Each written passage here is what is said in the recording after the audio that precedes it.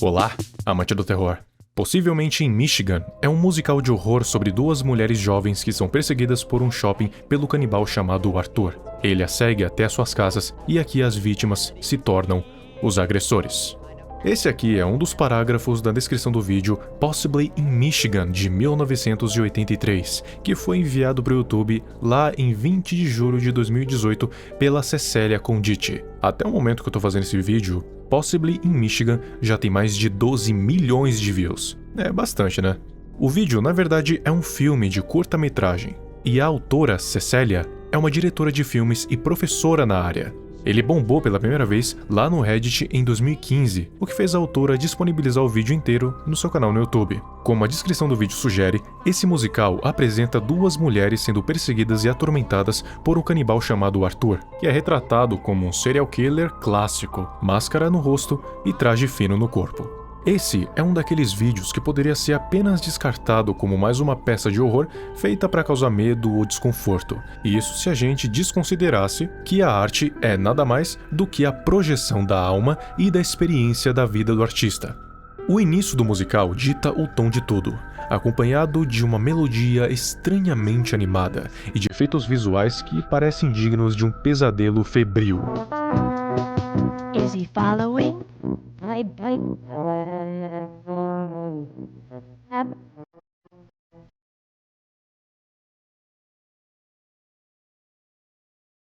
Essa música foi escrita por uma das atrizes da obra, especificamente para ser usado em Possibly in Michigan. No fim dessa música estranha, que dura um pouco mais de 30 segundos, uma narradora diz: Sharon attracted violent men. Strangely, she had a way of making the violence seem like it was their idea. Her friend Janice was cut from the same mold. They even liked the same perfume. Arthur, who had been following them closely, was similarly disposed. The three of them had two things in common: violence and perfume. Os diálogos do musical te apresentam uma pitadinha de humor, que, sinceramente, não parece ir de acordo com a estranheza da situação que ele te apresenta. Não tem nenhuma outra forma de descrever. Os diálogos são bizarros.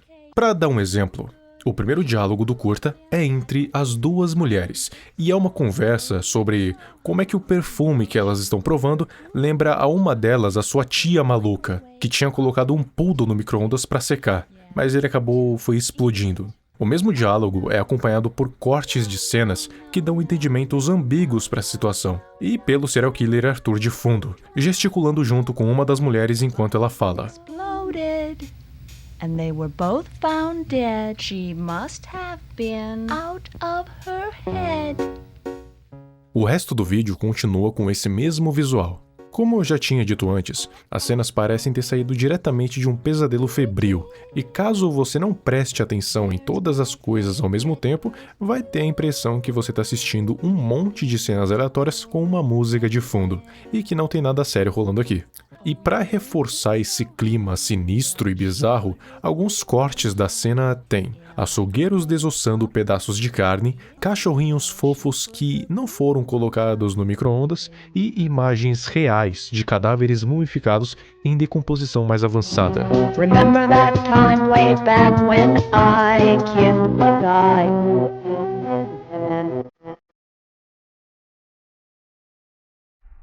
Agora, vamos voltar para quando citei lá atrás sobre como a arte é a projeção do artista.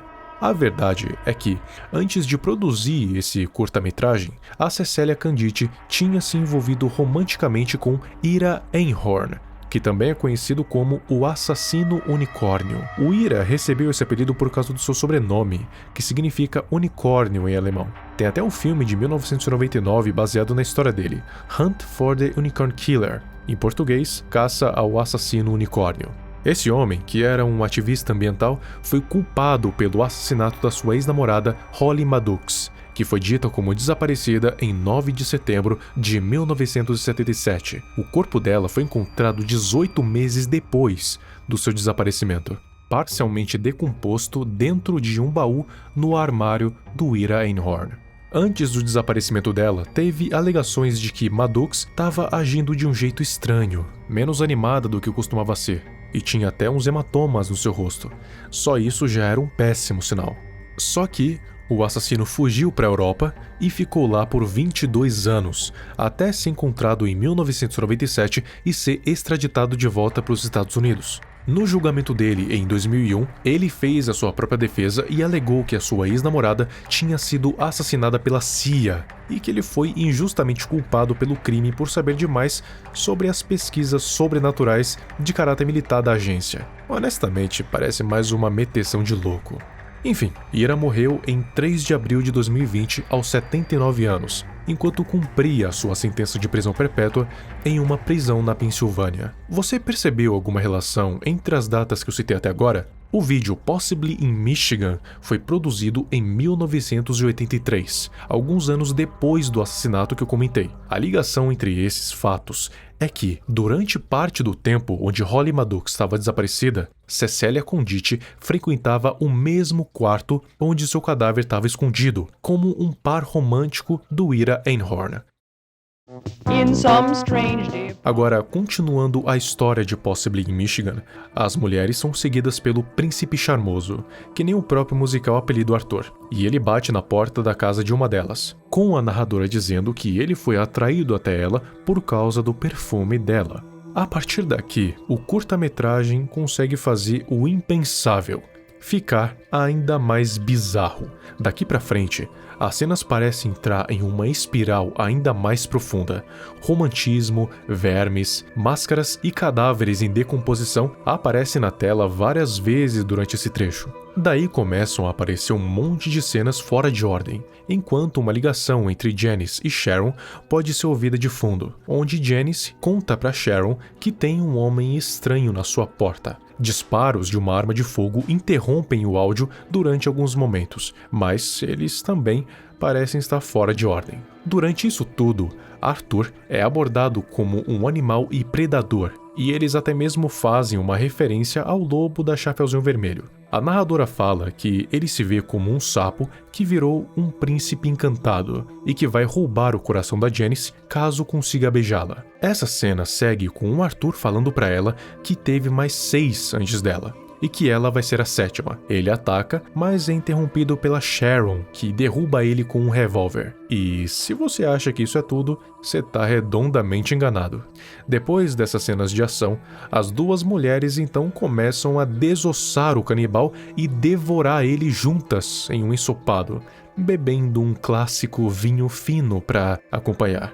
Quer dizer, será que realmente era vinho? Pelo que dá a entender, os restos não devoráveis do canibal são descartados e posteriormente recolhidos por um caminhão de lixo. E aí os créditos começam a rolar.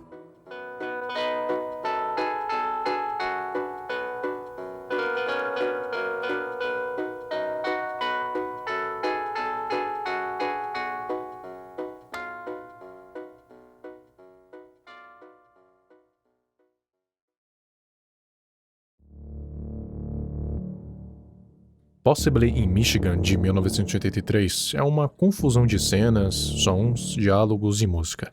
E mesmo assim, ele consegue capturar e provocar o sentimento profundo de horror. Quando você vê o vídeo, você não fica assustado ou com medo. Você se sente desconfortável. Você fica cada vez mais perturbado com cada desenrolar de cada cena.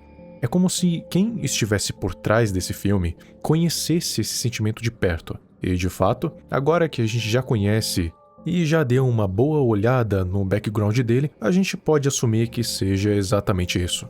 No vídeo Beneath the Skin, de 1981, Cecília relata e descreve como foi essa experiência com Ira Einhorn, em outro curta-metragem que se parece mais com um documentário. Esse vídeo, lançado no YouTube no mesmo dia que o outro, tem só 178 mil views, que é bem menos que Possibly in Michigan. E se Beneath the Skin é um relato, Possibly in Michigan seria uma interpretação.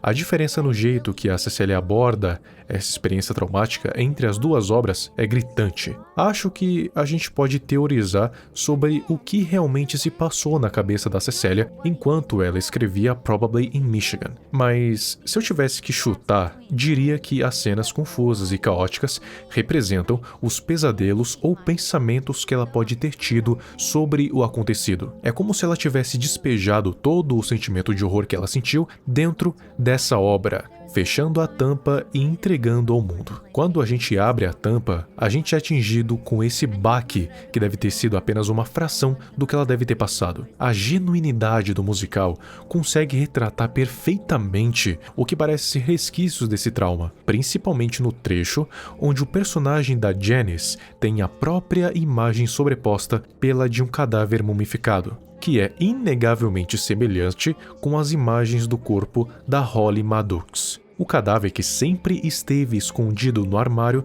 enquanto ela visitava Ira Einhorn. O plot twist do final, onde as duas mulheres acabam canibalizando o canibal, também pode ser uma dica de como a Cecília Condit lidou com esse trauma, colocando as moças como vitoriosas nesse conflito, e não como as vítimas indefesas.